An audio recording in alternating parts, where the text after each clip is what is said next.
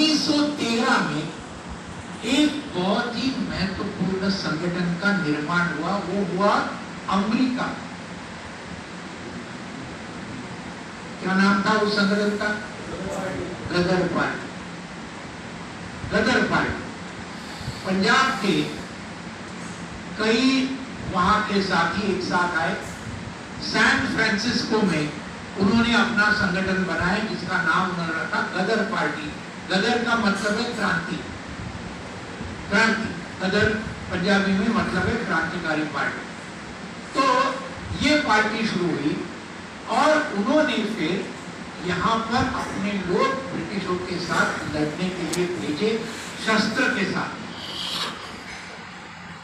और उसमें से वो कोमागाता मारू जहाज का, वो आप जानते हैं, वो सब इंसिडेंट हुआ। उसके अंदर कई लोग पकड़े गए। और ये गदर बाबा जिसको हम कहते हैं, ये संघर्ष के दौरान उन्होंने ब्रिटिशों के खिलाफ जबरदस्त संघर्ष किया। अब फिर से देखा ये गदर पार्टी के लोग कौन से वर्ग से आए थे? किसान। ये सब किसान के बच्चे थे पंजाब के। और उस वक्त आप जानते हैं पंजाब और हरियाणा एक ही था, बाद में अलग हुए। तो ये गदर पार्टी के अंदर पूरा जो यूनाइटेड पंजाब था, यानी हरियाणा के भी लोग कई उसके अंदर थे, पंजाब के तो थे ही, ये एक जबरदस्त हुआ। और इसके खिलाफ ब्रिटिश हुकूमत ने जाना कि ये हमारे लिए बहुत मुश्किल का काम होगा। और उस वक्त गदर पार्टी के कई लोगों के ऊपर बहुत जबरदस्त दमन हुआ। और इस दमन के दौरान लगातार यानी करीबन 200 से 300 लोगों को फांसी पर चढ़ाया गदर पार्टी। उनमें से सबसे फेमस कौन था? करतार सिंह सराभा। करतार सिंह सराभा, करेक्ट। करतार सिंह सराभा, जिनकी तस्वीर ऐसा कहते थे भगत सिंह अपने जेब में हमेशा रखते थे। इसकी तस्वीर रखते थे सराभा की। कितना था उनका उम्र जब उनको फांसी पर चढ़ाया? 19 साल का उम्र, 19 साल का लड़का, गदर पार्टी का नेता। और दूसरे कई नेता थे, उनको फांसी पर चढ़ाया। ये एक किसानों का और एक बहुत बड़ा योगदान पंजाब हरियाणा ये सब इलाके में, इसका भी जरूर हमें जिक्र करना चाहिए। आगे जाए 1920 में महात्मा गांधी जी के हाथ में देश के आजादी का आंदोलन का नेतृत्व चला। कांग्रेस के भी वो नेता बने। उनके पहले जैसे मैंने कहा कई नेता थे, उसके अंदर जरा थोड़ा सा जो हम बोलते हैं कि ज्यादा जरा मिलिटेंट नेता, उसके अंदर लाल, बाल और पाल ऐसे 3 नाम गांधी जी के पहले के नेताओं में ये हम लेते हैं। लाल, बाल, पाल कौन? लाल यानी लाला लाजपत राय, बाल यानी बाल गंगाधर तिलक यानी लोकमान्य तिलक महाराष्ट्र के, और पाल का मतलब बिपिन चंद्र पाल, ये बंगाल। तीनों कांग्रेस के नेता थे। और इन्होंने जरूर एक बड़ा योगदान किया। उनके पहले कांग्रेस के नेता क्या करते थे? सिर्फ अर्ज और विनती सरकार को, ये करो, हमारा सवाल ये है, ये करो। और वो भी अर्ज विनती पहले किसके तरफ से होता था? जो अमीर लोग थे भारत के लोग, यानी उनके अंदर जो थोड़े से मध्यम वर्ग के लोग, हमको ICS का एग्जाम लंदन में एग्जाम होता है, उसके बदले में भारत में भी ICS का एग्जाम शुरू करो। इस प्रकार की चीज वो करते थे पहले कांग्रेस के। ये लाल बाल पाल ने कांग्रेस को ज्यादा लड़ाकू स्वरूप देने का काम किया। कुछ हद तक कांग्रेस को लोगों तक लेके जाने का काम किया। ये है उनका योगदान, है जरूर है।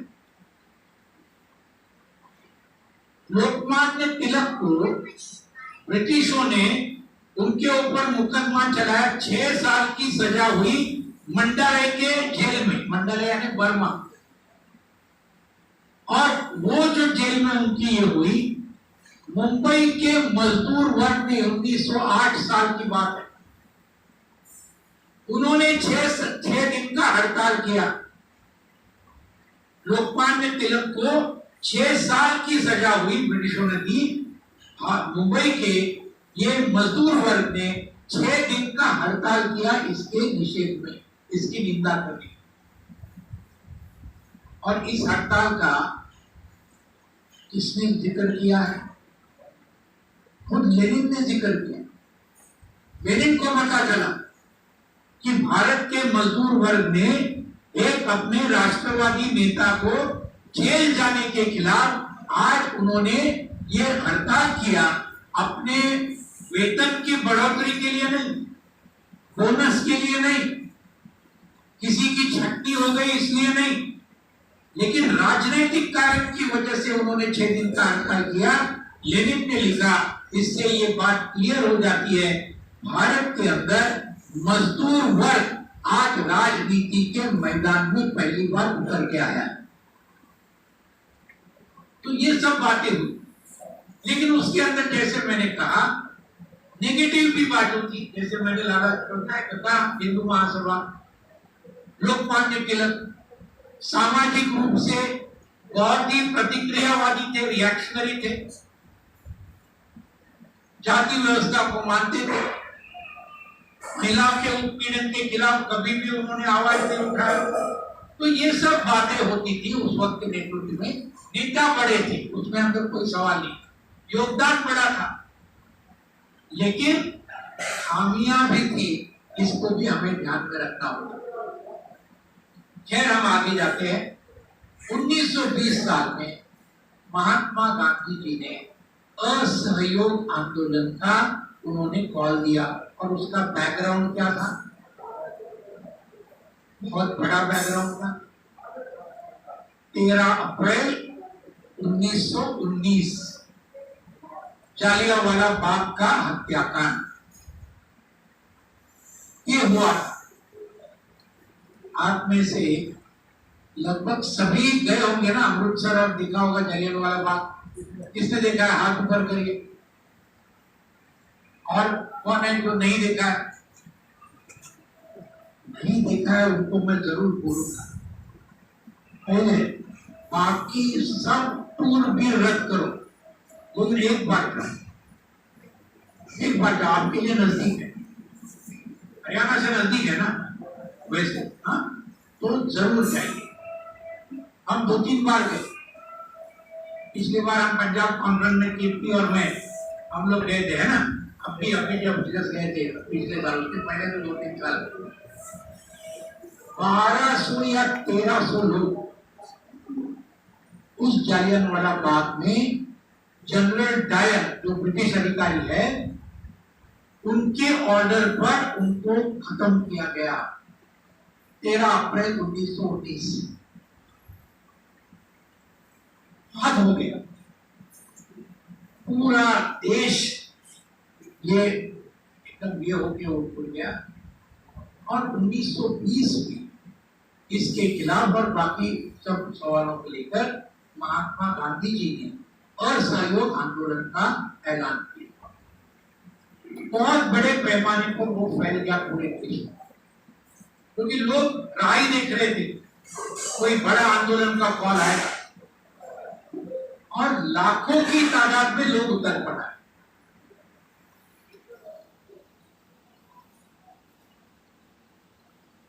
इतना बड़ा आंदोलन ब्रिटिशों के खिलाफ, जनता का आंदोलन, जिसके अंदर किसान थे, खेत मजदूर थे, मजदूर वर्ग उस वक्त तक आज ये हुआ था तैयार, छात्र थे, नौजवान थे, महिलाएं थी, लाखों की तादाद में बहुत बड़े आंदोलन में ग्रुप लड़ा। इतना बड़ा उसके पहले कभी हुआ नहीं था, मास मूवमेंट जिसको बोलते हैं।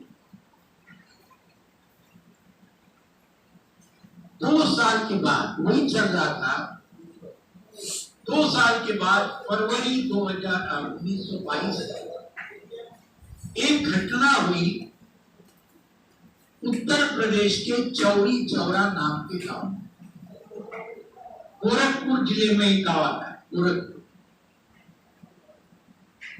और वो घटना क्या हुई, ध्यान में रखना चाहिए वो घटने के बारे में। वहां के किसानों ने महात्मा गांधी जी का असहयोग, इसका मतलब क्या, ब्रिटिशों को लगान मत दो, टैक्स मत दो। ब्रिटिश सरकार, किसानों ने नहीं देना चाहिए, किसी ने भी नहीं देना चाहिए। असहयोग का मतलब अगर लाठी मारी, लाठी सहन कर लो लेकिन वापस मत मारो। ये जो अहिंसा का उन्होंने किया था उसका मतलब। चौरी चौरा के किसानों ने ये कहा, महात्मा गांधी जी बोल रहे सही है, ब्रिटिशों को लगान नहीं देना चाहिए, लेकिन हमारे गांव में, हमारे इलाके में ब्रिटिश भी लगान लेते हैं और हमारे यहाँ के जमींदार भी हमसे लगान लेते हैं, टैक्स लेते हैं। तो अगर महात्मा गांधी ने कहा ब्रिटिशों को मत दो, अच्छी बात है, जो अपना शोषण करता है उसको मत दो, तो हम आगे और एक कदम जाते हैं, हम ये तय करते हैं हमारे गांव के, हमारे इलाके के जमींदारों को भी, सामंतों को भी हम लगान नहीं देंगे। ये उन्होंने ऐलान किया। अब आपकी क्या राय है, सही किया क्या किसानों ने, क्या गलत किया? सही किया ना, सही किया। और इसके ऊपर उन्होंने संघर्ष में शुरुआत। अब ब्रिटिशों के पुलिस डायरेक्ट जमींदारों के साथ में संबंधित थे, और जब जमींदारों का लगान न देने का वो प्रस्ताव हुआ और उन्होंने एक्चुअली शुरू किया कि जमींदारों को नहीं देंगे, जमींदारों ने पुलिसों को भेजा चौरी चौरा। उन्होंने फायरिंग किया, पुलिस ने, कई किसानों के बच्चे मारे गए चौरी चौरा। और ये जब हुआ, हिंसा किसने की थी? ब्रिटिश पुलिसों ने की। मरे कौन? भारत के किसानों के बच्चे चौरी चौरा। और उस वक्त किसान पेट उठे, उन्होंने ये पुलिसों के पीछे जबरदस्त भागे। पुलिस कितने थे? 22 थे। गांव के अंदर किसान कितने थे? हजारों थे। उन्होंने पीछा किया क्योंकि इनकी गोली खत्म हो गई पुलिसों की, और फिर डर गए क्या होगा।